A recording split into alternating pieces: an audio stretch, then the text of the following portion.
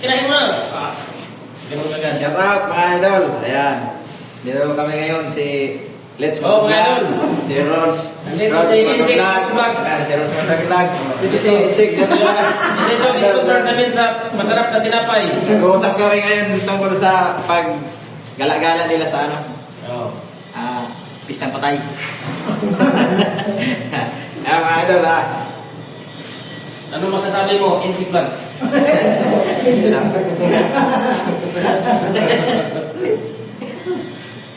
Wala ko ibang masabi kundi napakasarap yung tinapay mo. Sobra, napakatamis talaga. Sana bukas magdala ka pa araw-araw.